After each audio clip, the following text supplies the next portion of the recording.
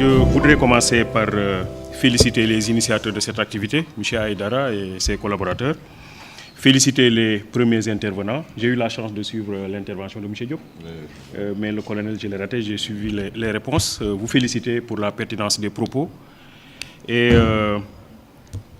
féliciter Mme Fouchard, Mme Diédiou, pour le livre, le bel ouvrage qu'elle a écrit. Et j'ai été un des acteurs de la présentation au Terroubi il y a de cela quelques semaines. Merci. Je dois commencer par répondre à une question avant de faire une synthèse, une petite synthèse. Je sais que les gens sont fatigués.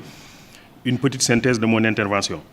Alors, on a parlé de la dimension culturelle de la sécurité. Il faut voir que dans nos traditions, dans les sociétés africaines traditionnelles, on ne se posait pas trop des soucis liés à la sécurité ou à l'insécurité. Parce que simplement, le milieu dans lequel on évoluait était un milieu composé de personnes avec qui on entretenait des relations de parenté.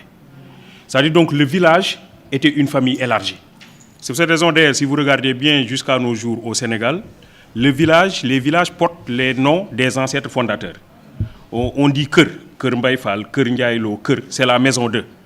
Ailleurs, on parle de Saré chez les Alpulaar, ou de Wuro, comme Wuro Sogi, ou de Kounda, si c'est Kounda, Touré Kounda, etc. Donc, qui montre que tous les membres de la localité entretiennent des relations de parenté. À partir de ce moment-là, je n'ai pas à avoir peur, parce que je considère que l'autre doit se soucier de ma sécurité. Ce besoin de sécurité dont parle Abraham Maslow dans la pyramide des besoins n'est pas seulement une sécurité physique, gendarmique ou policière, c'est une sécurité psychologique. Je me sens bien en présence de ma maman. Pourtant, je peux être physiquement plus fort que ma maman.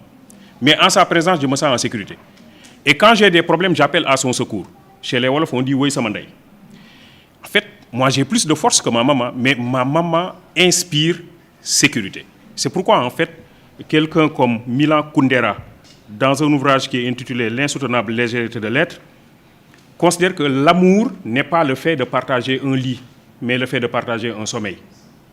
Je peux partager un lit avec plusieurs personnes, mais quand j'ai pas confiance en une personne, je ne peux pas partager un sommeil dans un même lit. Donc l'amour, c'est le partage du sommeil. Voilà qui fait que dans nos traditions, la sécurité se présentait comme ça, on avait confiance en l'autre. Et vous voyez, il n'y avait même pas de cloison entre les maisons. Des fois, il n'y avait même pas de porte. On était sûr qu'on était en bonne sécurité. Je me suis rendu dans le Boulouf, dans le Bignona, et c'était une activité, une cérémonie. J'ai oublié mon portable quelque part, et on devait se déplacer vers les îles de Carabane. Et j'ai dit que je devais rebrousser chemin pour prendre mon portable. On m'a dit, le portable peut rester là-bas pendant 10 ans, personne ne va le prendre. Parce que ce besoin de sécurité dont parle Abraham Maslow dans la pyramide des besoins n'est pas seulement une sécurité physique, gendarmique ou policière, c'est une sécurité psychologique. Je me sens bien en présence de ma maman. Pourtant, je peux être physiquement plus fort que ma maman. Mais en sa présence, je me sens en sécurité. Et quand j'ai des problèmes, j'appelle à son secours. Chez les Wolof, on dit « Oui, Samandai ». En fait, moi, j'ai plus de force que ma maman, mais ma maman inspire sécurité. C'est pourquoi, en fait, quelqu'un comme Milan Kundera, dans un ouvrage qui est intitulé « L'insoutenable légèreté de l'être », considère que l'amour n'est pas le fait de partager un lit, mais le fait de partager un sommeil. Je peux partager un lit avec plusieurs personnes, mais quand j'ai pas confiance en une personne, je ne peux pas partager un sommeil dans un même lit. Donc l'amour, c'est le partage du sommeil. Voilà qui fait que dans nos traditions, la sécurité se présentait comme ça, on avait confiance en l'autre. Et vous voyez, il n'y avait même pas de cloison entre les maisons. Des fois, il n'y avait même pas de porte. On était sûr qu'on était en bonne sécurité. Je me suis rendu dans le Boulouf, dans le Bignona, et c'était une activité, une cérémonie. J'ai oublié mon portable quelque part, et on devait se déplacer vers les îles de Carabane. Et j'ai dit que je devais rebrousser chemin pour prendre mon portable. On m'a dit, le portable peut rester là-bas pendant 10 ans, personne ne va le prendre. Parce que chez nous, ça se passe comme ça. On ne prend pas le bien d'autrui. Une fois que vous êtes dans la communauté et que vous êtes intégré dans la communauté, vous bénéficiez des mêmes privilèges que les autres. Maintenant, je parle d'entrepreneuriat. Commencez un peu peut-être à détendre parce qu'il y a des gens qui commencent à dormir. Et comme c'est le colonel qui vient de terminer, monsieur le colonel, un général devait rendre visite à des soldats. Et le général ne parle que français, tandis que les soldats ne parlent que wolof. À la veille de la visite du général, les caporaux ont réuni tous les soldats et leur ont dit que le grand chef, il vient demain. Et d'habitude, quand ils passent rendre visite aux nouvelles recrues, il leur pose 3 questions. La première question, c'est quel âge vous avez? La deuxième question, c'est depuis quand vous êtes là? Et la troisième question, c'est est-ce que vous vous plaisez bien ici? Il pose ces questions en français. Mais vous ne pouvez pas parler français, vous ne parlez que wolof. On vous donne les réponses en français, vous les gardez par cœur et dans l'ordre. Donc, première question, quel âge vous avez? Vous répondrez tous, 19 ans, mon général. Deuxième question, depuis quand vous êtes là? Vous répondrez tous, 3 mois, mon général. Troisième question, est-ce que vous vous plaisez bien ici? Vous répondrez tous, bien sûr, mon général. Donc, ce que vous devez garder par cœur et dans l'ordre, c'est 19 ans, mon général, 3 mois, mon général, bien sûr, mon général. Alors, le général arrive le lendemain et inverse l'ordre des questions. Alors, au lieu de commencer par quel âge vous avez, il commence par depuis quand vous êtes là? 19 ans, mon général. Quel âge vous avez? 3 mois, mon général. Mais alors, vous vous moquez de moi? Bien sûr, mon général. Bon, c'est détendu. Maintenant, je peux présenter mon terrain. Alors, on... On remercie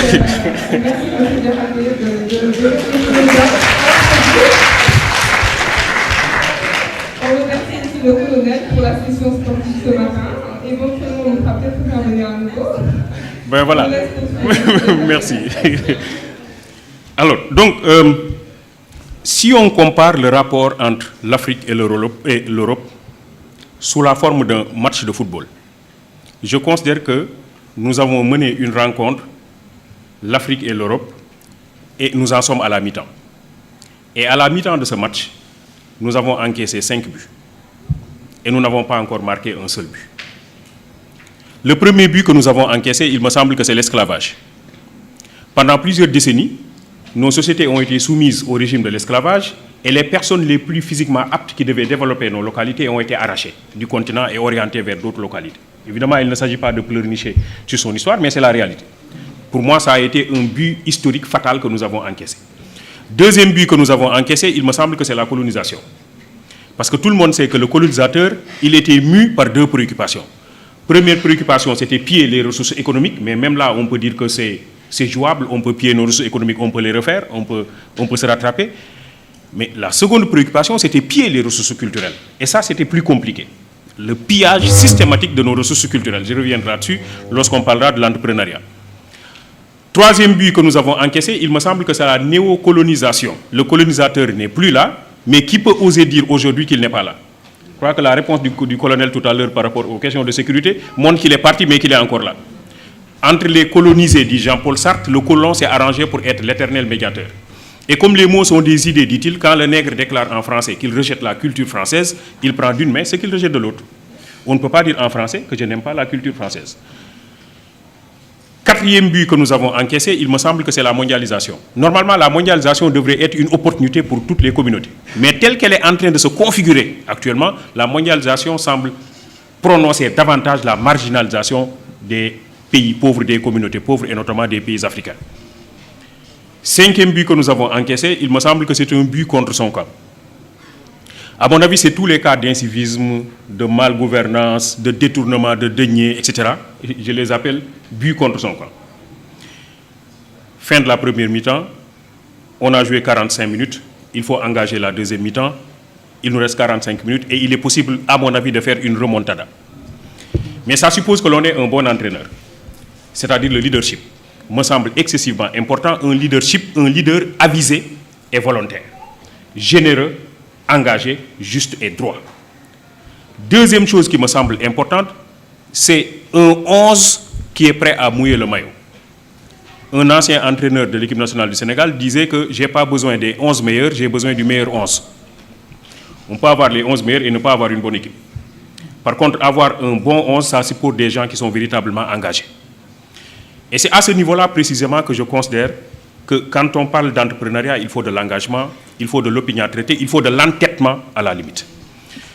Troisième chose qui me semble importante, c'est être soi-même. C'est-à-dire qu'il faut que nous nous disions que nous avons un passif historique et qu'il va falloir, si vous voulez, lutter contre ce passif historique, ça suppose que nous soyons fiers de nous. En réalité, pour moi, l'entrepreneuriat aussi commence par la connectivité à soi-même. Cette connexion à soi. Et un des problèmes que nous avons, c'est que nous nous ignorons nous-mêmes. Nous ignorons les innombrables opportunités qui sommeillent dans nos localités, parce que nous ne sommes pas connectés à ces localités. Dans les années 80, Abdou Diouf, qui était président de la République du Sénégal, avait mis en place la DIR. C'était la délégation à l'insertion, à la réinsertion et à l'emploi. Tout le monde se rappelle, bon, certains se rappellent de l'opération maîtrisard chômeur. Donc l'idée, c'était de prendre pour lui les maîtrisards en économie, qui étaient à l'université chez Anta Diop. En son temps, c'était l'université de Dakar. On les regroupe en GIE et on les insère dans le tissu de production. Et lui pensait que si on le fait, on va rapidement accélérer la cadence en termes de développement économique. On a pris ces étudiants, on les a regroupés en GIE, tous des maîtrisards en économie. On leur a donné des véhicules pour le transport en commun, des terres pour développer la riziculture, notamment dans le delta, des boulangeries. Au bout de 2 ans d'exercice, pratiquement tous ces étudiants avaient fait déposer bilan, ils avaient échoué. Pendant la même période et dans les mêmes secteurs d'activité, des Sénégalais qui n'ont pas été à l'école française faisaient des miracles dans ces domaines, dans ces secteurs. C'était Lobat Fall dans le domaine du transport, Ndiaga Ndiaye dans le domaine du transport, Abdou Karim Fall dans le domaine du transport.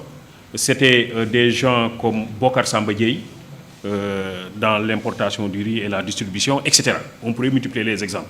Et aujourd'hui, je crois qu'un des exemples que nous avons, c'est l'exemple de Mboup, je ne sais pas comment elle s'appelle, le monsieur de CCBM, Serigne Mboup.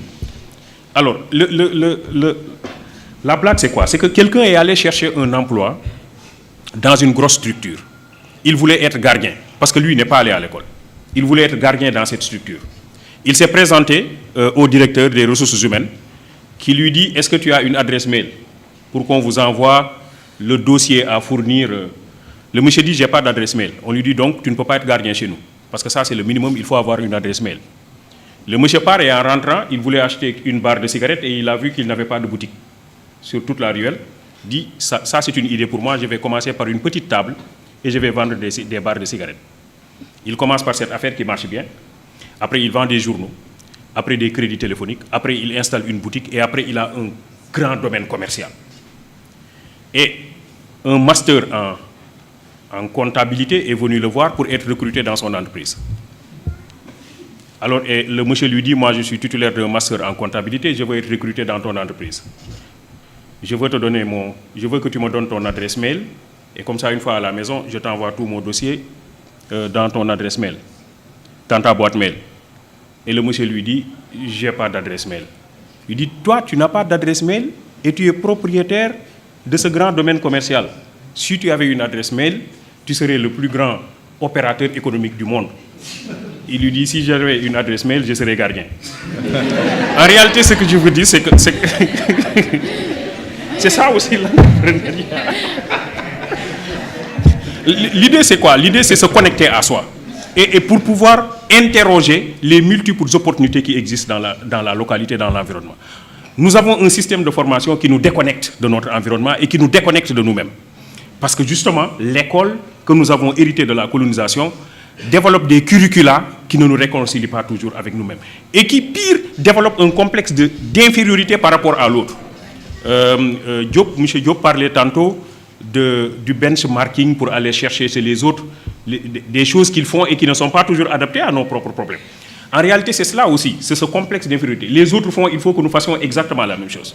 Nous avons développé ce complexe par rapport aux autres et il est clair qu'aujourd'hui, nous avons dans nos écoles de formation des gens qui sortent et qui ont une innombrable opportunité devant eux, mais qui considèrent que ce n'est pas cela. C'est le bureau. Je dois être recruté, je dois être, etc., etc. Donc ça fait qu'il y a un modèle qui a été mis en place par le colonisateur, par l'occidental, et nous avons continué à surfer sur ce modèle-là qui n'est pas, il me semble, un modèle qui est un modèle productif. La quatrième chose qui me semble importante, c'est les deux cultes. Moi, ce que j'appelle le culte de la quête du savoir et le culte du travail. C'est des éléments importants. Le culte de la quête du savoir. Se dire toujours que je dois avoir une nouvelle chose à apprendre. M. Diop disait tout à l'heure qu'en matière de sécurité, on ne peut jamais dire que le problème est réglé de façon définitive. Et qu'il faut toujours s'inscrire dans une dynamique processuelle. Se dire que c'est un processus, ce n'est jamais terminé. De la même manière aussi, en termes de quête du savoir, on a toujours des choses à apprendre, on a toujours des choses à saisir. Et cela est important quand on veut se lancer dans le domaine de l'entrepreneuriat. On doit toujours avoir des informations, des données, on doit toujours être à la quête du savoir. un élément qui me semble important. Un autre élément qui me semble important, il faut le dire aussi entre nous, c'est le culte du travail. En réalité, c'est ça aussi le problème. Est-ce que nous travaillons suffisamment? Dire si je veux installer une entreprise, si je veux que cette entreprise fonctionne, que cette entreprise donne des résultats, mais il faut que je considère que le travail constitue à la limite une vertu. Ce n'est pas seulement un gagne-pain. Il y a une dimension spirituelle du travail. L'exemple que je donne le plus souvent, c'est la Bible, hein, notamment la Genèse. Je ne sais pas s'il y a des chrétiens ici. Je veux dire de bons chrétiens. Dans la Bible, et notamment dans la Genèse, Adam et Ève, ils étaient dans un jardin. Et Dieu leur avait interdit de toucher à un fruit, qui est le fruit de la connaissance. Un jour, le serpent est allé dire à Ève que si vous mangez le fruit, vous devenez aussi ou plus intelligente que Dieu. Ève mange et devient effectivement intelligente. Elle va voir son mari Adam et lui dit, j'ai mangé le fruit et je suis devenu intelligent, tu dois faire comme moi. Adam mange et devient effectivement intelligent. Dieu les appelle tous les deux. Il a dit à Adam et à Ève, venez vers moi, j'ai besoin de vous. Ils disent à Dieu, attendez un instant, nous sommes nus. Dieu leur dit, comment vous avez fait pour savoir que vous êtes nus? Parce que jusque-là, vous l'étiez, mais vous ne le savez pas. C'est que vous avez mangé le fruit de la connaissance que je vous avais interdit de toucher. Et alors Ève dit, c'est le serpent qui m'a poussé à manger. Adam dit, c'est la femme que tu as mise à côté de moi qui m'a poussé à manger. Dieu les sanctionne tous les trois. Il dit au serpent, tu seras l'animal le plus maudit des animaux de la terre, tu marcheras à plat ventre et tu mangeras de la poussière, je créerai inimitié entre toi et les autres animaux de la forêt et les hommes te blesseront la tête par le talon. Dieu dit à Ève, puisque toi tu as poussé ton mari à manger le fruit, désormais tes désirs porteront sur ton mari, mais il te dominera et tu enfanteras dans la souffrance. Et Dieu dit à Adam, puisque toi tu as écouté la voix de ta femme et non ma voix, désormais c'est à la sueur de ton front, donc le travail, que tu assureras ta nourriture tous les jours de ta vie, jusqu'à ce que tu retournes à la poussière d'où tu fus pris, parce que tu n'es que poussière, et tu retourneras à la poussière. Le travail se présente ici comme une exigence divine. De la même manière, dans le Coran, Dieu dit, je vous ai créé pour une vie de lutte. Je vous ai créé pour une vie de lutte. Donc l'individu ne doit pas rester les bras croisés, c'est quelqu'un qui doit travailler. Développer le culte du travail en commençant par une petite chose, sans aucun complexe, avec beaucoup d'engagement et d'entêtement, et se dire que c'est possible. Je vous remercie de votre attention.